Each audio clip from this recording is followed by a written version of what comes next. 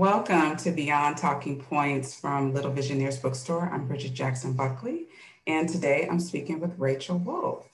Rachael graduated from Eckerd College with a bachelor's degree in human development and a minor in anthropology, After receiving her degree with an award in excellence in human development, she used her own 30 years of personal and spiritual development along with her education to fulfill her dream of becoming a transformational speaker, consultant, and published author.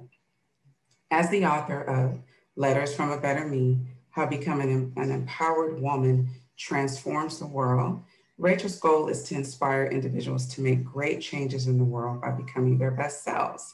Our topic of conversation for today is forgiveness and affirmative letter writing. Hi, Rachael. Hello. Thank you so much for having me. I'm so excited to speak with you today. It's just wonderful to see you. Yes, you too. I'm very excited to be here. Okay, so let's just dive right in. Okay, so knee-jerk reactions, blame, a bad temper, low self-worth, judgment towards ourselves or others, anger, addiction, etc., are some examples of how emotions, pain, and or trauma are expressed in unconscious ways. So what was the breaking point in your life that made you ready to see your unconsciousness, as you write about in the book? I actually got to a place where I felt like an absolute shell. I didn't feel like I was a person underneath all these different layers of titles. And I was in an emotionally abusive relationship that was just really toxic. And I became a toxic person by the part I played into that. And so I just kept losing myself to the point where I did not feel authentic at all. I felt like everything was about, how do I represent this title of mother? How do I represent this title as wife? How do I represent this title? It wasn't about how I truly felt inside, because I didn't even know. I was so lost. And it was a point where I was in this argument and I was being screamed at and it was used against me.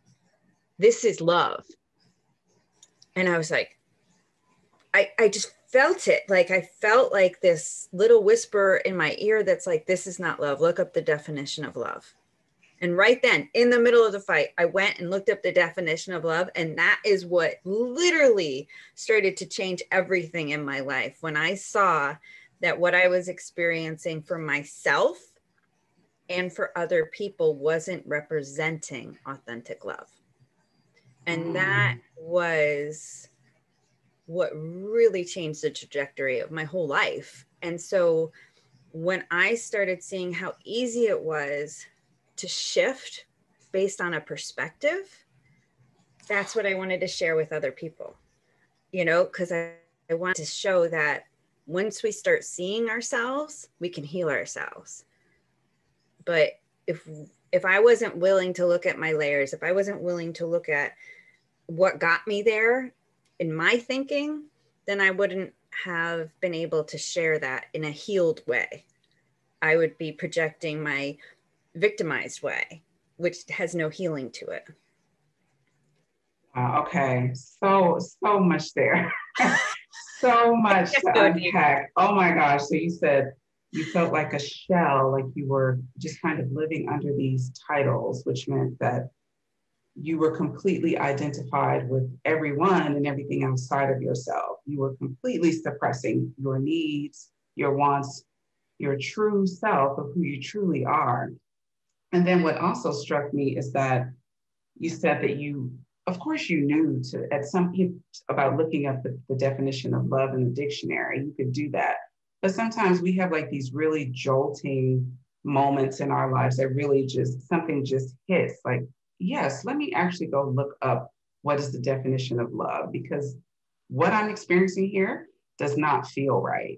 It's not right. But it just made me think of how, as we're children, we can be in environments where there's so much pain and trauma that we start to associate love with pain and arguments and harm. And that's where the forgiveness and healing really is important, is because it tends to always go back.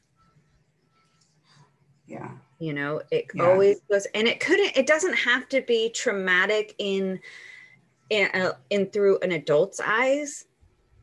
But if it's traumatic through our eyes as a child, it will have that lasting effect that can create this cycle of patterns that creates us to go down a very painful path.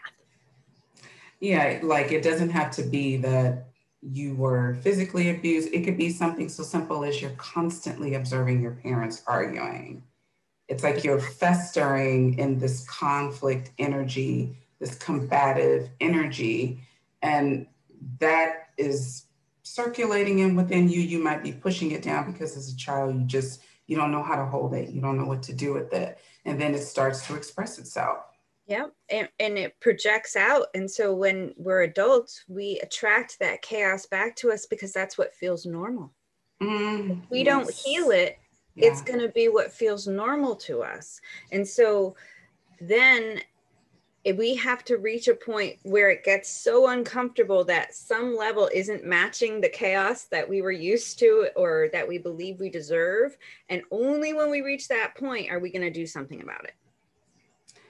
Because I can normal relate to that. Other than that. Yeah, I can totally relate to that, Rachel, because that's exactly where I was with our financial crisis. Like you just get so uncomfortable. It just gets so deep, so dark, so bad. But even before you get to the point where you kind of crack and, you know, start thinking, I can't live like this. It's almost as if you're also participating in the pathology of the trauma. Like you're participating and perpetuating it and keeping it going along. But it's like you don't even, this is the unconsciousness. This is that buried, suppressed stuff when you are contributing to these, you know, unhealthy relationships, unstable financial situation, insecurity, and you don't even realize it until you start to examine your perspectives and your beliefs. And it seems like it always takes something very jolting, like the pain pushes until you're pulled by something else. One of the things I always tap into, and this is where the letter writing really helps me, is I have to tap into that it's all an inward journey. All my feelings, all my reactions, all of my responses, all my energy is an inward journey. It has nothing to do outwardly with it, what anybody else is doing in order to heal. Nobody else has to change anything in order for me to heal anything. But what crystallized that for you? Because I agree with you 100% on that. You know, it's very hard sometimes to look at ourselves and to look at our role, to look at what we're bringing to situations, what our contribution is, just what our behavior is. And it can be very easy to say, this is happening to me, you did this to me, and I would feel better if you would only. So what really crystallized that for you, that it really is the inward journey? So it's actually kind of funny. When I was 13, my mom went on an inward journey. And so she learned, I can't make you feel anything.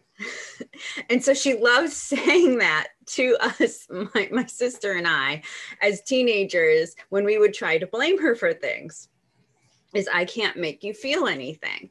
And so that was actually the beginning of me realizing that I'm empowered to feel. I'm empowered to make choices in thought. I'm empowered to make choices in how I respond to others. But it didn't sink in until after I married the toxic relationship that my parents had, that I took it inward and could do it for myself.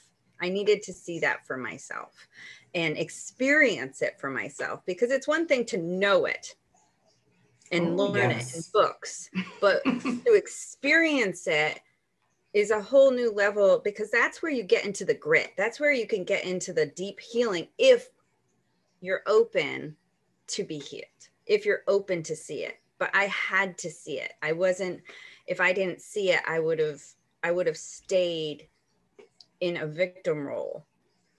And that was painful to me. I went through a lot of trauma therapy because I also came from, I was raped as a teen. And so I went through a lot of trauma therapy, and some of it was not healthy for me because some of it wanted to keep me in a victim role for my lifetime. You're going to feel this the rest of your life. You're going to feel this way the rest of your life. You're going to be like this for the rest of your life. Mm-hmm. And that felt like a death sentence to me. It felt like a prison. And I didn't want to be imprisoned by my trauma that I experienced, because then I keep that energy alive inside me. And I could see how I was projecting that out and getting it back. Yeah. Yeah. So Yeah. I had to do something for me that was going to change that pattern of behavior in me so that I didn't project it out and get it back. Yeah. So you didn't want the difficult, the traumatic experience, the violation, the sexual violation to define your life. So you're saying that you started to become aware that you needed to go in, and that your mother initially presented this idea to you. That even sometimes, like, I don't know, like, what do you think about this? Sometimes I feel, yes, you can know something, but it is a totally different things to live it. I mean, you are really preaching to the choir here. It's one thing to read it in a book, to see it on a PowerPoint presentation, or even to listen to someone that you respect, or, you know, some new thought luminary to say it. It is a different thing to walk through it yourself, to take the steps, to really try to bring transformation to your life. And like I talk about in my book, that for me, what really helped with that was reading books. I had the support of a spiritual community, but I sincerely got to the point where I felt like I was going to implode from the inside out. Like, I need something different. Mm-hmm. So was there anything else for you, like in your realization that it was an inward journey? Did you have any external tools, or was it just the letter? You started writing letters to yourselves? And if so, where did the idea for letters come from? So I've always been a letter writer. My friend moved away from me when I was 8 years old, and that was before we had all these email and all that kind of stuff. So I was a letter writer. And what I found is, in letters, I could be my authentic self, because nobody was going to interrupt me. Nobody was going to not let me finish my thought. So I could be who I was completely. And so I started writing letters to represent the story I wanted to tell myself, because I knew my thoughts are all just stories. So if I was getting trapped in any kind of thought cycle in my head, I would try to rewrite in a letter form what I wanted the thoughts to be. So that was the beginning. And I had done that. I had gotten into Al-Anon, which is a 12-step program for families and friends of alcoholics. Mm-hmm. And that really helped me see myself and see and take care of myself, see the importance of my self-care instead of putting myself out to everything else. It helped me take that journey inward and do the work to take, to look at myself. And then, but the letters is what I use, because it just was my way of being honest with myself, because I noticed in my thoughts, I didn't have to be honest with myself either. So if I could get it on paper, I can look at it. And if it ever wasn't working for me, I could look at and go, do I really have to believe this? Mm-hmm. And then, you know how the universe works. And when you start a journey like that, all of a sudden, all these books start showing up in your life to reiterate this journey and strengthen this journey and take you down the path. And that's what kept happening to me. I had a friend show up in my life right at like the very lowest level. And then all of a sudden, all these books and these connections and getting a job that helped me see my worth as a person. And all these things started happening around me because I just took that initial step to go, I'm worth more than this. Okay. All right. So walk me through, let's say you are taking your initial step to move towards something better. And I know once you say that yes and you make a firm decision, the baggage really starts to show itself so you can integrate it and release it. But at the same times, opportunities, people, places start to show up that you could have never expected. So when you were in that time, initially walking through the door to something better, and let's say like you periodically had a bad day, like let's say like you got an unexpected bill, credit card bill, and you used the credit card, the letter, the affirmative letter writing process. What exactly would you do? Like, would you sit down and write a letter to yourself of how you felt about having received an unexpected bill? Would you address it to the credit card company? Like, what was your process exactly? So it actually depends on where my energy is going, where my feelings are going. If they're going inward to say, oh my God, you're such a loser, or like if they're going towards self-abuse, I would write the letter to myself. Okay. If they're going to a place of lack with money, I would write a letter to God or whoever, the universe, to make sure that I remember that I have everything I need in this moment. And, Mm-hmm. If it's a bill, it's meant to come in. If I can pay it, then I've been blessed with the money to pay it, even if that's all I have in my account. Mm-hmm. Do and it's just trying to rewire the story I'm telling myself through my letters. So if it's an unexpected bill that's creating like an angst and anger because I felt victimized somehow by the bill, then I might write the letter to whoever wrote me the letter and say how I feel, why I feel that way, without blaming or shaming the receiver of that letter. Because if I'm blaming and shaming, I'm staying in an energy that's contributing to more, chaos. And I'm trying to find peace. And so I always have to remember, what is the end goal? What end goal am I looking for? Am I looking to feel peace? Am I looking to feel contentment? Am I looking to feel abundant? Because if I can pay that bill, even if it's all I have, that's abundance. I'm living in abundance because I can do it. Mm-hmm. If I'm trying to move out of self-abuse, I have to look at, I'm exactly where I need to be right now, learning and growing and expanding at the level and the time I'm meant to do, and not beating myself up, because whatever I do to myself, I project out and get back.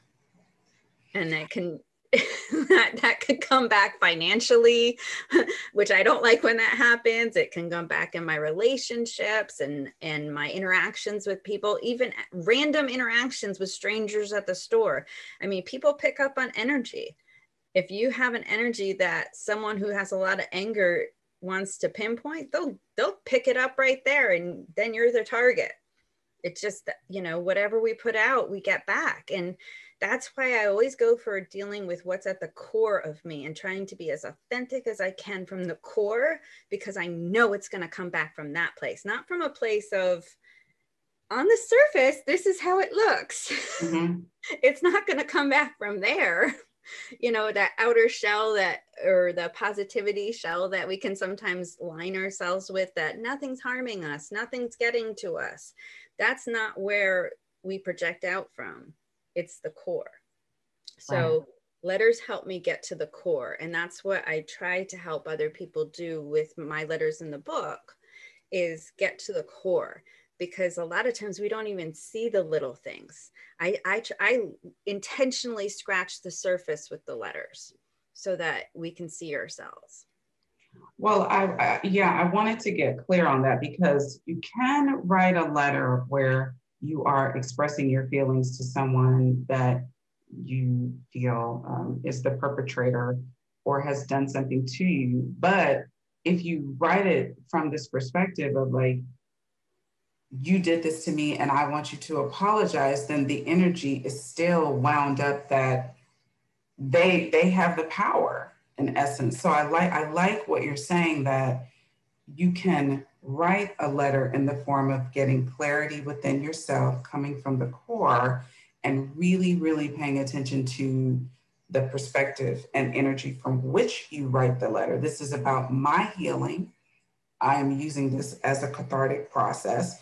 It's not about you, how you interpret it, what you say to me after reading the letter.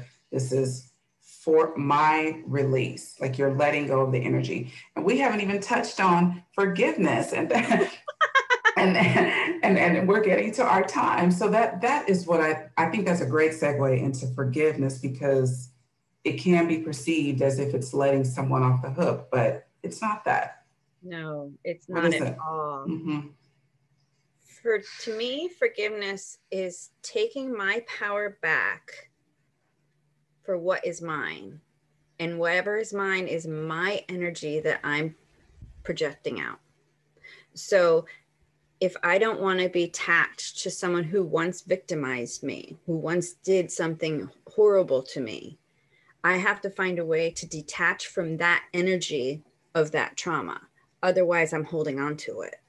So for me, it's that inward journey of how do I release this person, because I can't ever expect anybody else to do anything, because I can't change anybody else.